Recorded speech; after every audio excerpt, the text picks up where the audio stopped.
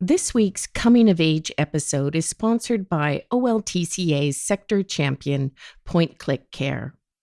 It's through Point Click Care's ongoing partnership and generous support that we are able to host our thought-provoking podcast. Stay tuned to the end of today's episode to learn more about Point Click Care. Frailty is not an inevitable part of aging. And once we realize that, then we can actually work towards making that realization happen. So if I could make everybody realize that, I think we would win part of the battle. This is Coming of Age, Meeting the Needs of Our Aging Population, a podcast about how we can better support our seniors. I'm your host, Donna Duncan.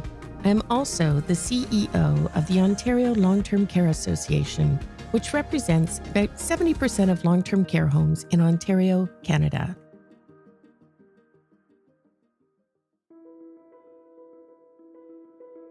As our population of seniors continues to grow over the coming years, we need to reimagine the way we support their living and care.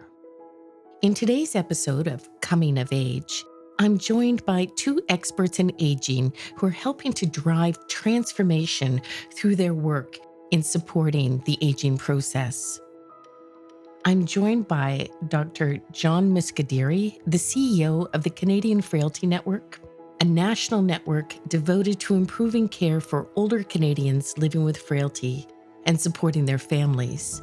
John is also a professor of critical care medicine at Queen's University, Kingston, Ontario, Canada.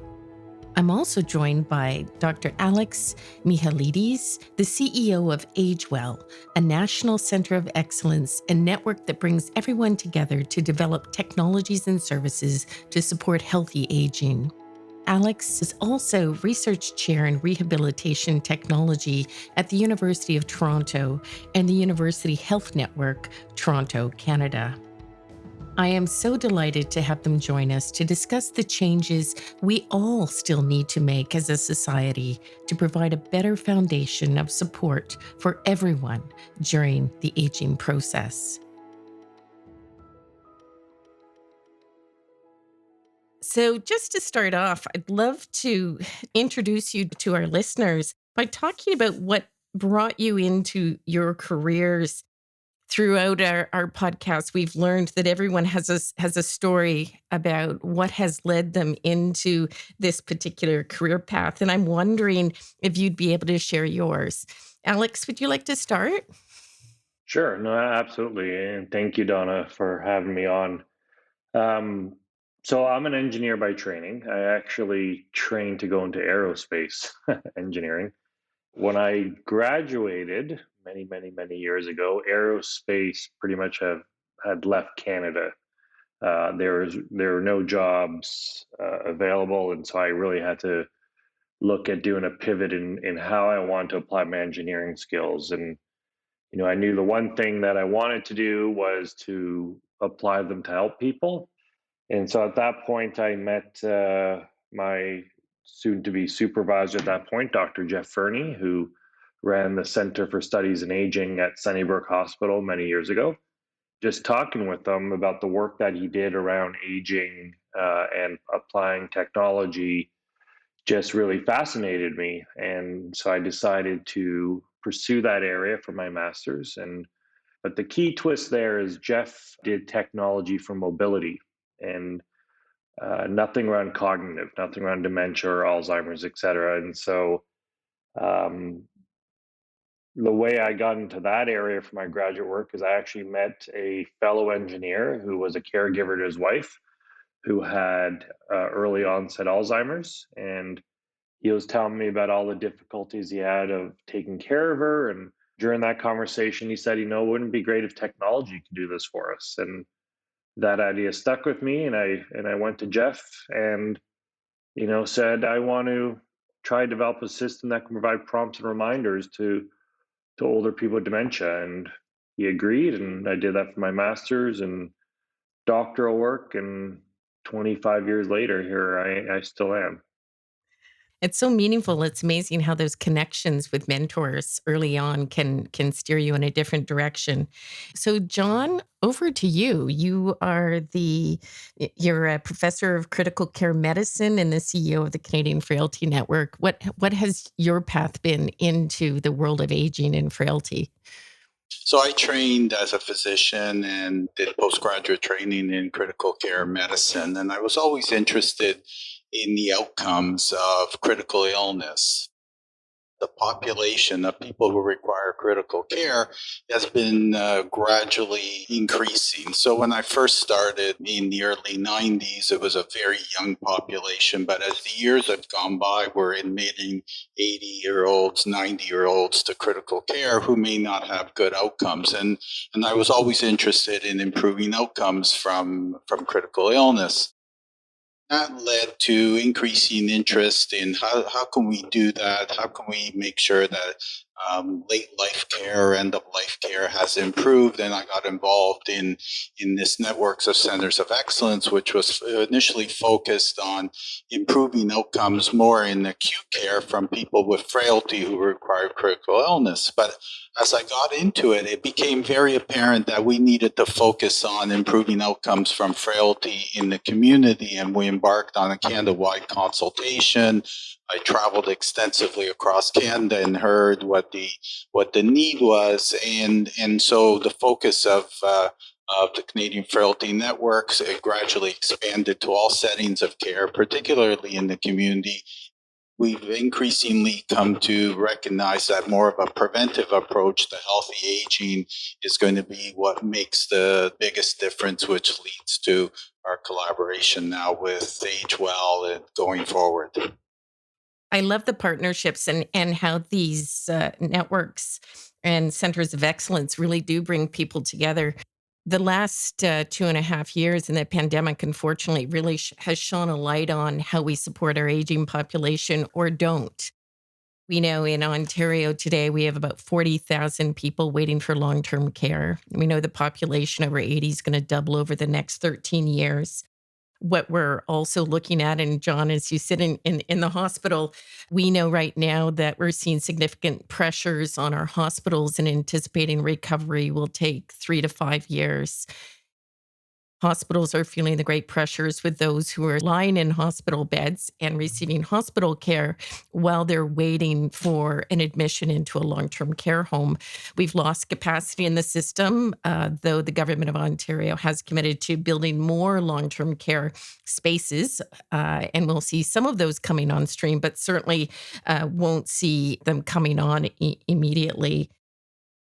The two of you have worked together to really step back and write about and think about how we reimagine aging and how we provide care to seniors.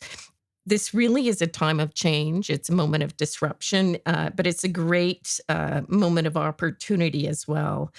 Would love your thoughts on what we can be doing to meet the current demand. So, where does technology, where do innovative approaches in community and healthcare, where do they fit today? But also, what does the future look like?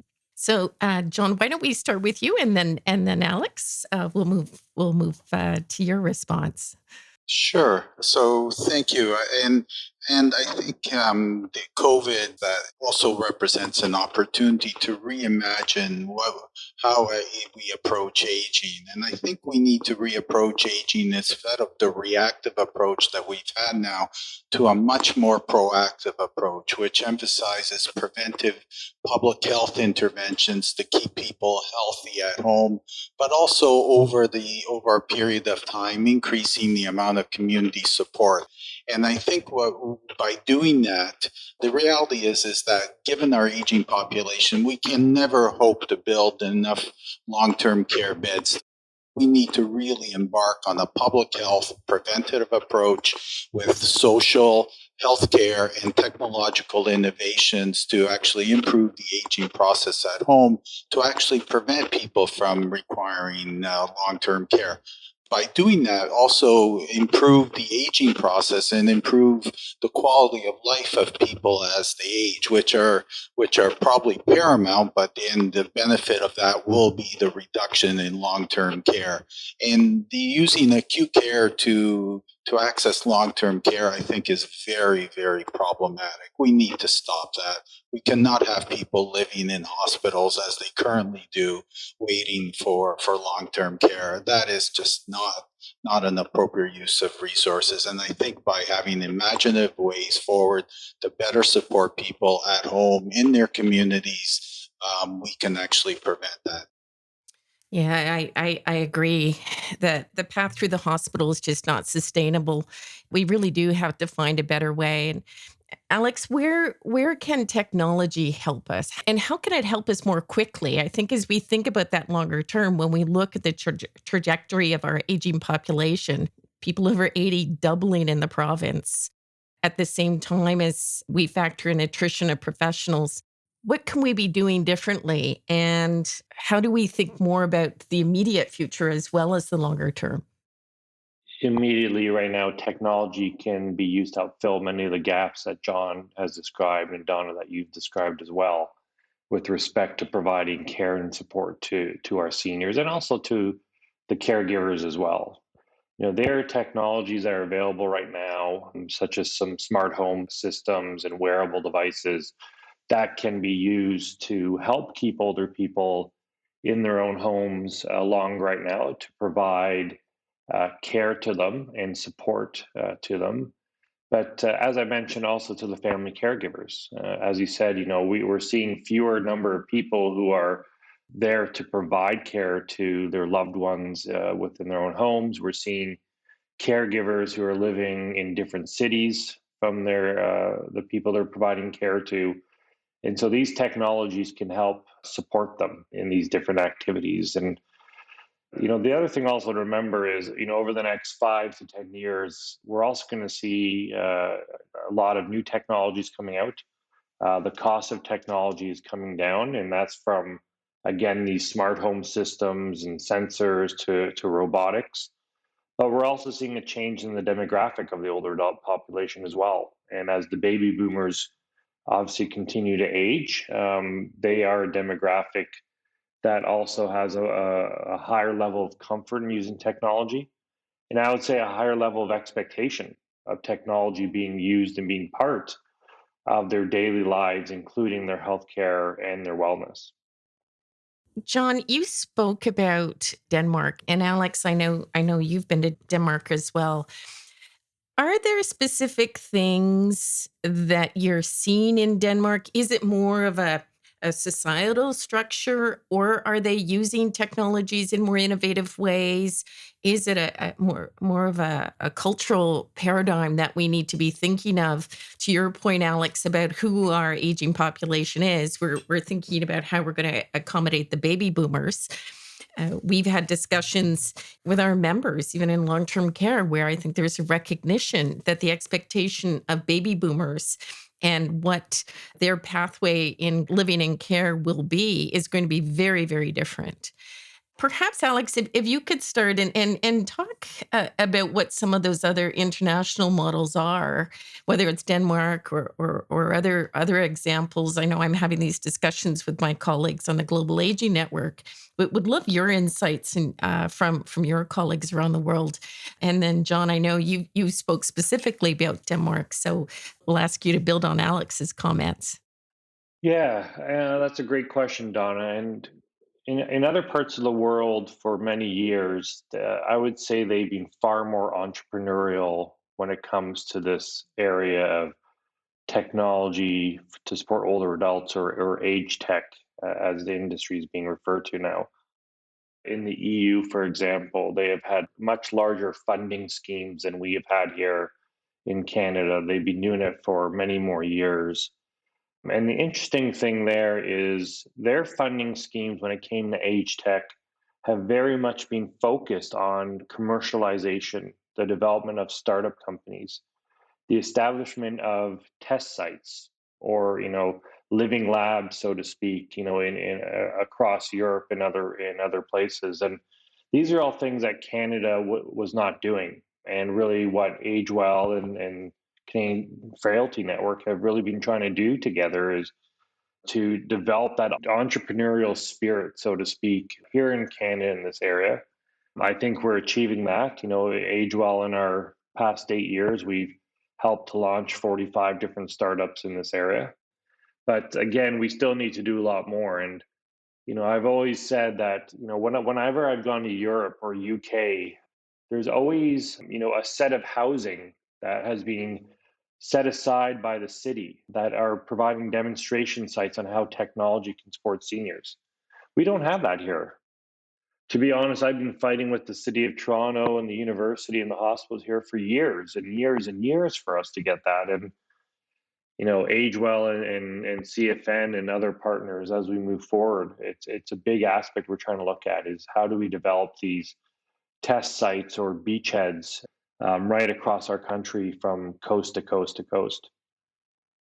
And it's such an important opportunity now, especially in Ontario, where we have uh, commitments to build thousands of new long-term care spaces, but also look at different approaches to senior living and care. If not now, then when? Yeah, exactly. John, would love your thoughts on this. So you bring a different lens, but very complementary as you think about frailty and aging and what other jurisdictions are doing. So when we visited Denmark, one of the major things that we were struck with was the level of engagement from the community and the local supports that seniors had. Once a senior reaches the age of 70 in Denmark, they will have a proactive visit to look at their level of function, to identify if they have any needs. And then that way things can be targeted, and those visits are done periodically to identify people that are starting to deteriorate such that supports can be put into place earlier on in their process. Canada, we tend to have a much more reactive type of policy where people are only given attention when they've truly deteriorated, where they're very very vulnerable at home. But I think if we took the similar approach and intervened much earlier in the process, we can maybe arrest that type of intervention. One of the other aspects for that we were struck by visiting some of their long-term care homes is how much they were integrated into their community. They were community spaces, and the residents were able to actually interact with the community. The community was able to come in, for example, utilize the restaurant in the or the dining facility in the long-term care home. That people would actually come in, have meals there. Where would we ever do that in Canada? So that level of support, that level of engagement of seniors that's based in the community, that's based in municipalities, is very important to actually making sure that, first of all, as somebody ages, they're much more integrated into the community, that we maintain social connectivity, which is really important, and also identify people that maybe are starting to deteriorate early, such that we can intervene early to prevent them from getting into crisis mode, and that's when it prompts an admission to acute care or an urgent admission to long-term care. So I think those type of community and supporting that with technology or better ways to assess people, I think will be key to going forward. So we have the opportunity now to learn from some of these innovative models and reimagine aging in Canada.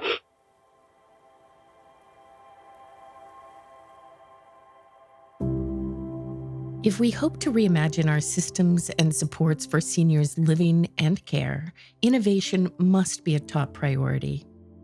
As my guests highlighted, we can look to other countries that are already driving change through fresh ideas and an entrepreneurial spirit. Organizations like Age Well and the Canadian Frailty Network are helping to usher in a new age of seniors living and care supported by technology. And it's encouraging to see tangible progress being made. In addition to technology, we need to place a greater emphasis on system integration, on community care, and on taking a proactive rather than reactive approach to supporting the aging process. We also need to challenge ageism, push back, and change the perception of aging.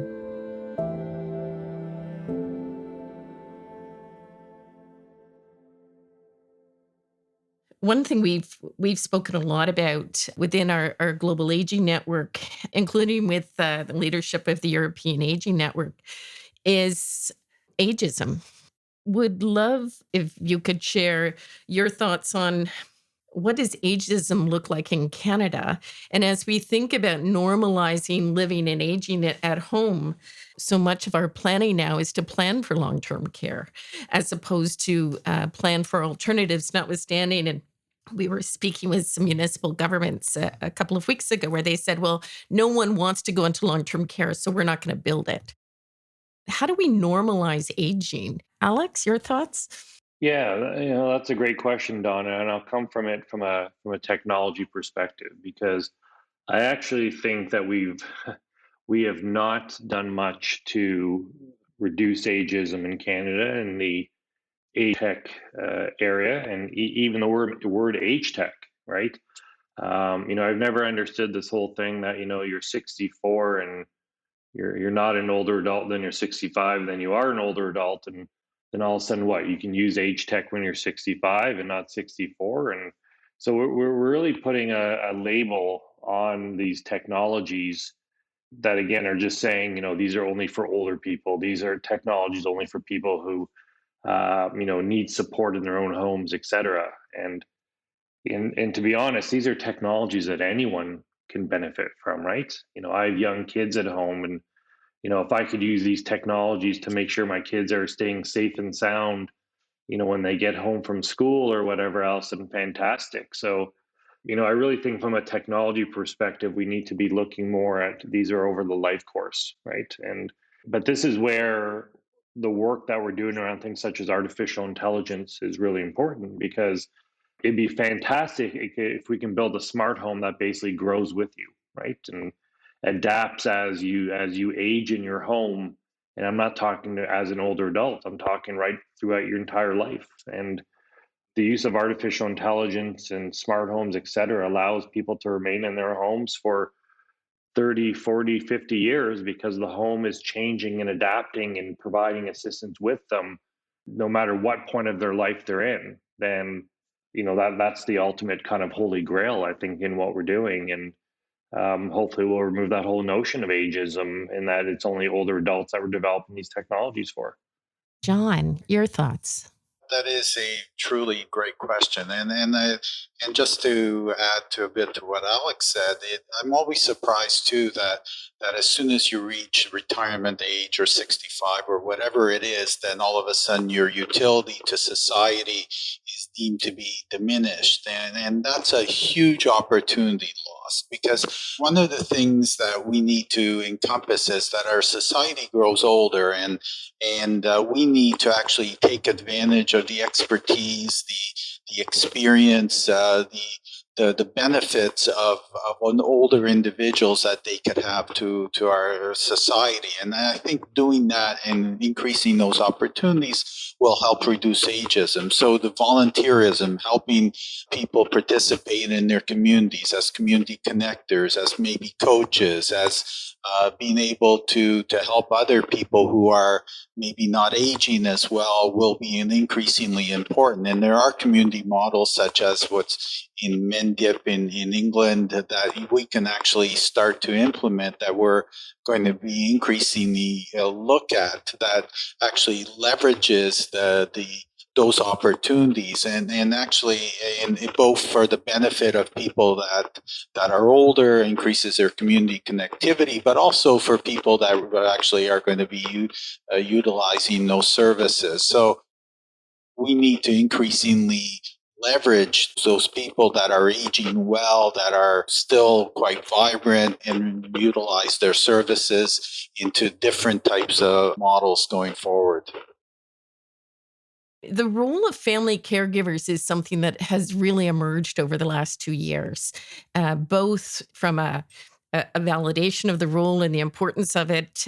We've seen it certainly in long-term care. We're hearing more about that role within the hospital context. The Change Foundation did a lot of work, and Ontario launched the Ontario Caregiver Organization. Um, Alex, you've spoken about the role of family caregivers. Are there some other examples where the family caregiver can be supported with technology? And to John's point, supporting even volunteerism where a caregiver is not necessarily even a direct family member, could be somebody from the local community. And I would say that walls have been taken down over the last 3.5 years in the pandemic from an information and privacy perspective. So are there more opportunities? And could you speak maybe to some specific examples, Alex, that you're seeing around where technology, what are some of the specific technologies you're seeing now? From a technology perspective, actually, what we've seen is the primary customer of a lot of these technologies are the family caregivers themselves.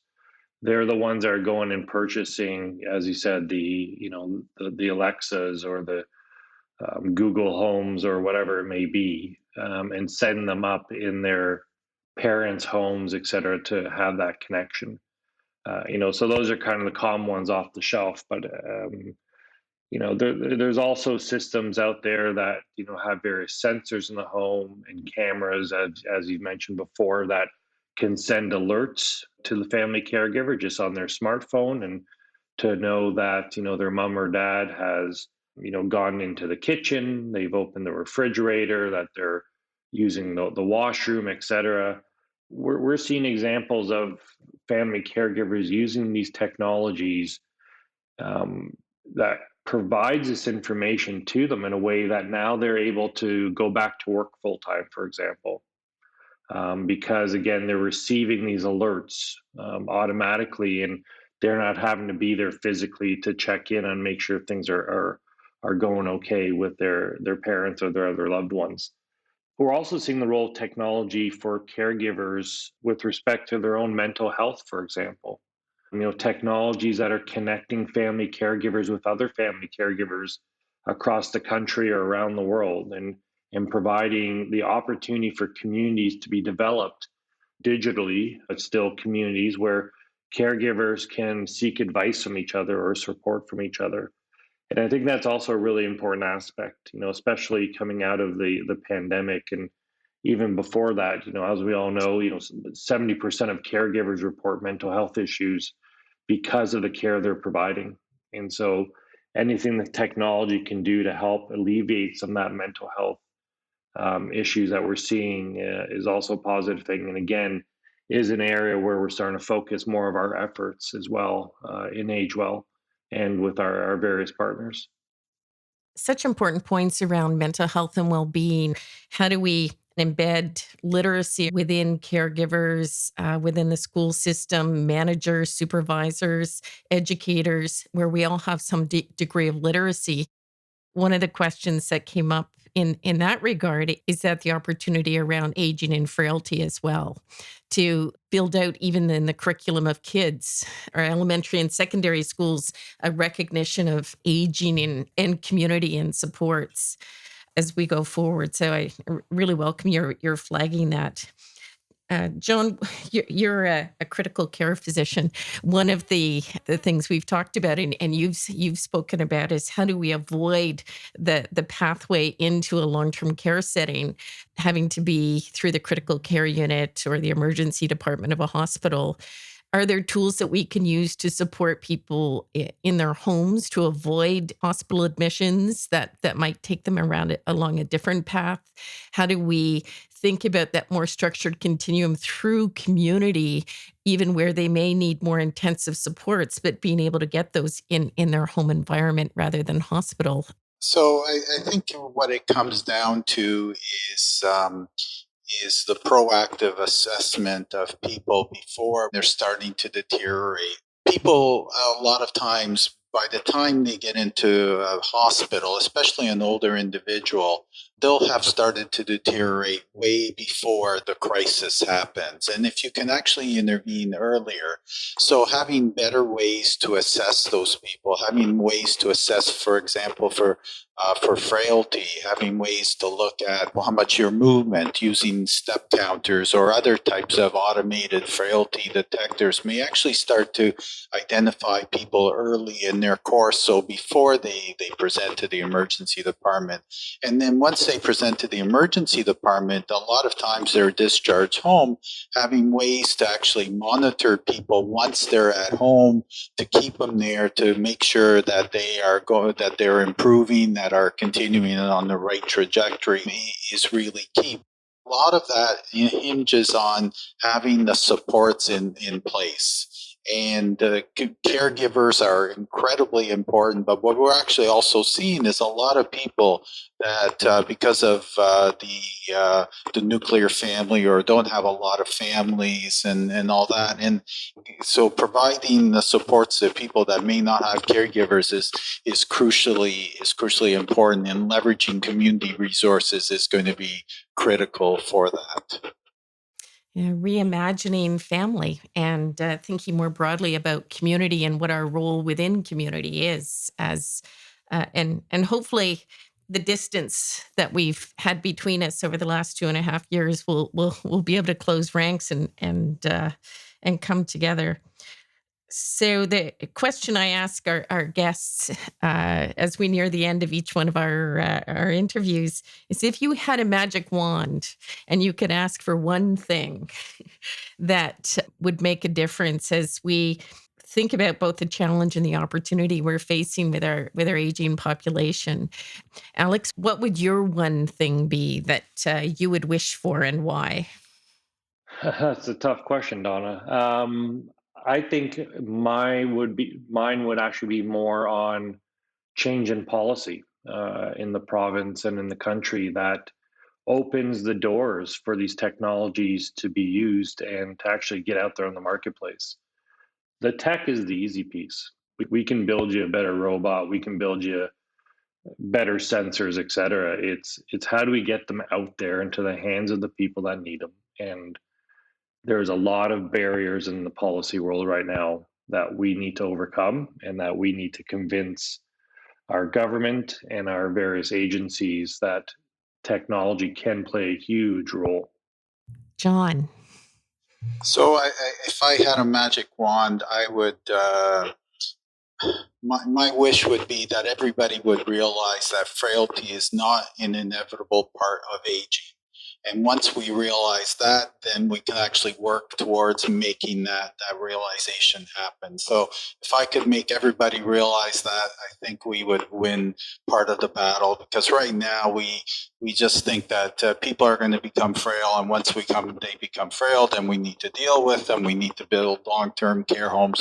Our thinking has to change, and that's where we need to put increasing amounts of resources to actually thinking how we change about how we think about aging going forward. I really do want to thank both of you for your leadership and for sharing with us today.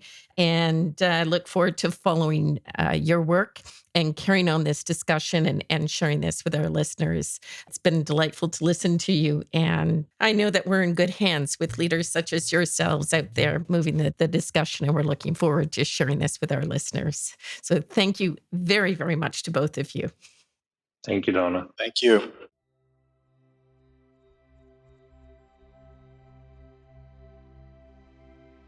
In my conversation with Dr. Mihailidis and Dr. Muscedere, they brought up several key points about the need for a completely new paradigm when it comes to supporting the aging process.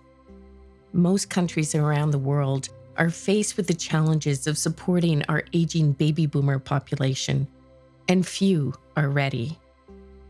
We're going to have to turn to more innovation and more technology to support seniors and their caregivers as they age. As my guest pointed out, it's not just about creating new products, though. It's also about getting that new technology and new supports to market and into the hands of the people who need it. They also noted that it's time to look at new ways to include seniors in our communities and normalize the aging process. Dr. Muscedere said that when he visited Denmark, he was struck by the level of engagement from the community, not just by the amount of local supports for seniors, but also by how long-term care homes were integrated as part of the community infrastructure. This is a culture change that we're all working towards, including here in Ontario, Canada.